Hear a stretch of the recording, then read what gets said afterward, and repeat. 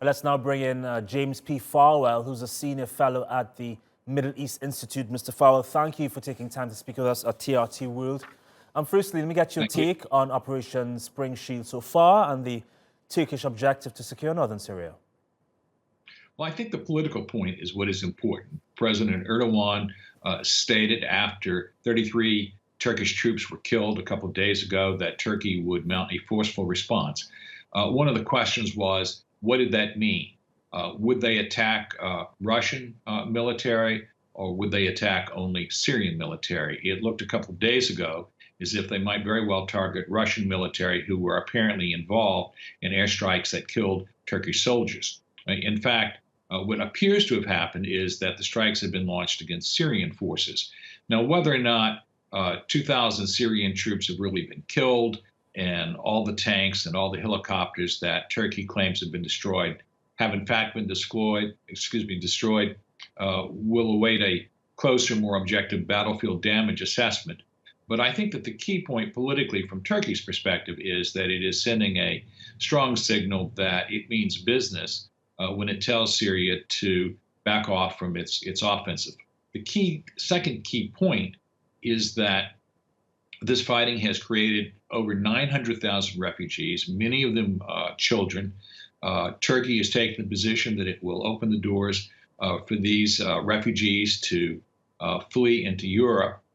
We've seen in the past that refugees going into Europe have led to disruption and to some destabilization. So we need to see how that plays out. I think it's time for the NATO countries to step up. By the NATO countries, I mean the European countries, to step up and see what they can do to help resolve this situation. Yeah, President Recep Tayyip Erdogan would tend to agree with you. He has asked NATO for that support you speak of, but do you expect NATO to give any support other than mere words? Well, I don't know. Jens Stoltenberg, who is of NATO, has issued a call for Russia and Syria to cease and desist its attacks.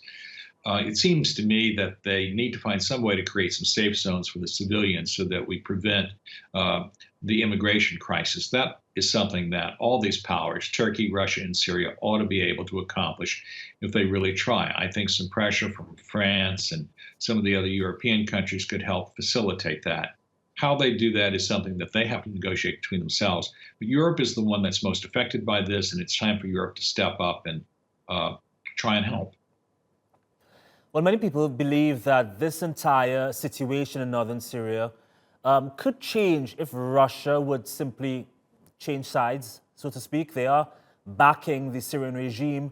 What are your thoughts on Russia's involvement in all of this and their role? And do you think somehow Turkey can persuade Russia, if not to switch sides in the regime, but to stay out of Turkey's way in dealing with the regime and securing northern Syria?